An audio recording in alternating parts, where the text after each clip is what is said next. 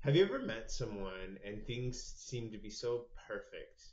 You're talking to them about all the future that you want, and they want the same future, and you're talking about the kind of relationship you want, and it's great, but you're not really getting to know them as a person. You're just getting to know this way they want life to be and who they wish they were. Now, sometimes once that starts to wear off, there starts to be a little bit of tension in the relationship. Normal things come up, disagreements, needs that we have, but because we're so geared towards fantasy and idealism, we don't want to rock the boat, so we keep it to ourselves. Over time, this builds up until there is an explosion, an argument, a breakup, maybe physical violence. It can be a lot of different things.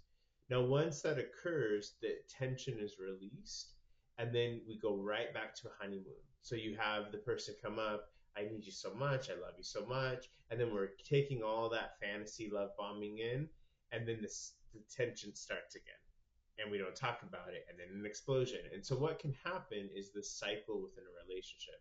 A tumultuous relationship very much mirrors the cycle of violence. So, in the cycle of violence, there is a honeymoon, there is tension, and then there is violence. And violence doesn't have to be physical, it can be verbally, threatening to leave, criticizing the person. Then it starts all over again.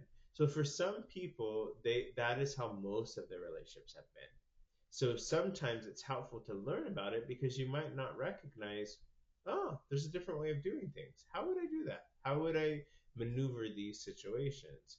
So if you find yourself kind of in this habit of interactions with other people, one thing that you can do is once the tension starts, you start to communicate.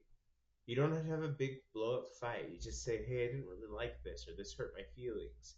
Now, if the other person just jumps into that, well, you hurt my feelings, slow down.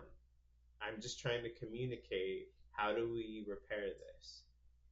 And if you start doing this and letting the steam out, there won't be as much ammunition for the explosion.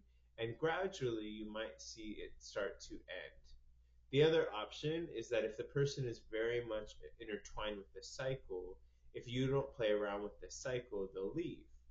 But that could be helpful because those types of relationships don't have good outcomes. They just become more and more entrenched in a pattern.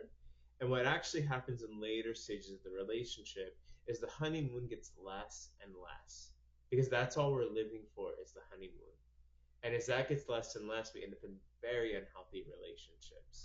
So I invite you to ponder your relationships, to notice if this pattern may be showing up, and then to learn more about the cycle of violence and learn more on how to change it. Because we can change things, we can